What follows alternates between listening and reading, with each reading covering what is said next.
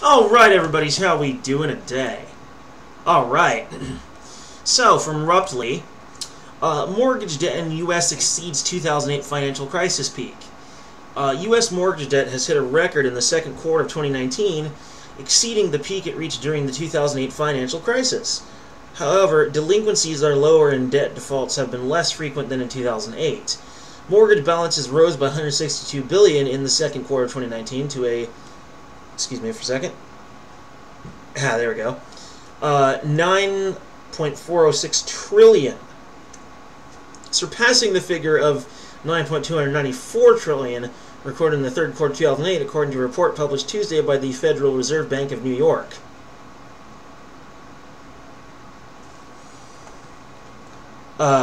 Mortgage lending in the second quarter increased by $130 billion from the previous quarter and reached $474 billion, exceeding the indicator since 2017. That came as U.S. citizens queued to take advantage of low rates, particularly through refinancing. The New York Fed also states that mortgage balances came to represent the largest component of U.S. household debt, and the boost in mortgage loans drove it to its highest level of $13.86 trillion. Its total now is therefore $1.2 trillion higher in normal terms than the previous peak of $12.68 trillion in the third quarter of 2008.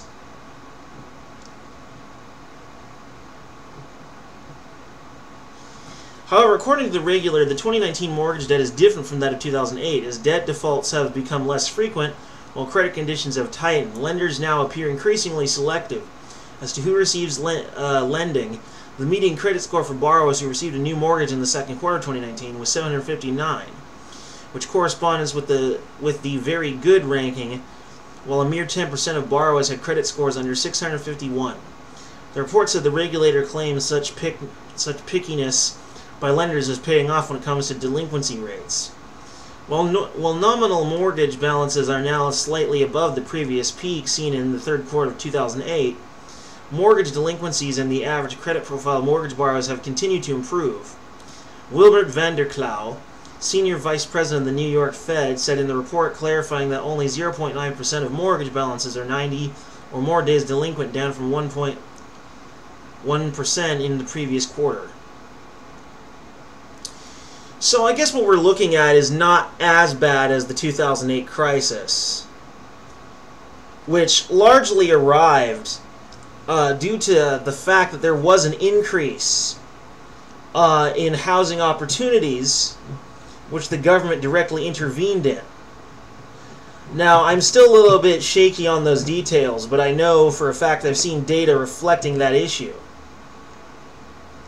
Government interventionism has frequently proven to be the source of many problems within the United States economy at large. Whenever you interfere with market forces, especially when you don't know how they work, shit tends to happen. Things happen. And really, when you get right down to it, Trump is a Keynesian. And the problem with Keynesian economics is that it's an unlasting solution. They create unlasting bubbles of artificial economic stimulus that make things nice for a time, but only stave off the inevitable. They are not a long-term solution in any sense. These sorts of artificial controls never help anyone. They either delay the inevitable at best, or completely ruin everything at worst. But as for housing opportunities, another difference between this and the 2008 crisis is that in 2008, at least, there were some housing opportunities prior to the ultimate crash of the market.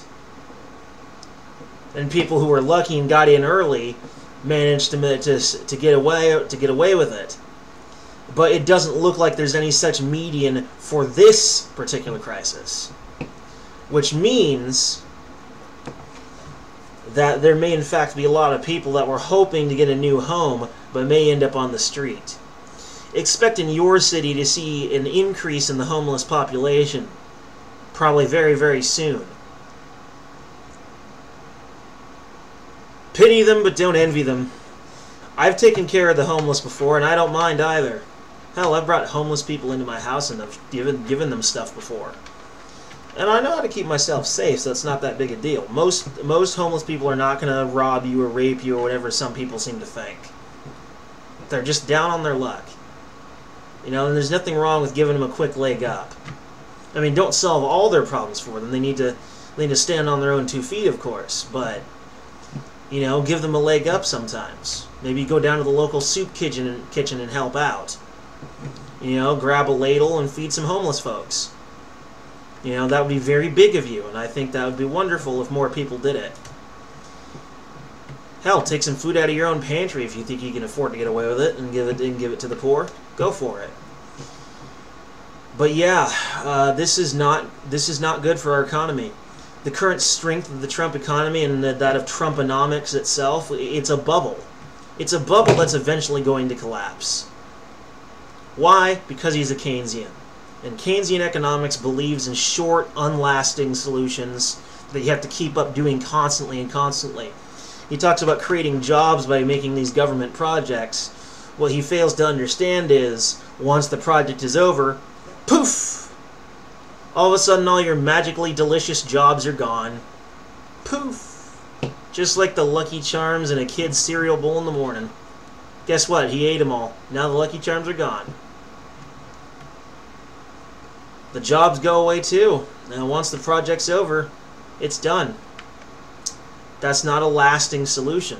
A lasting solution would be to try and encourage growth of an entire industry so that competition can create jobs in the long term. Not this sort of, you know, interventionist, vaguely helpful bullshit that is so popular within the Republican Party right now.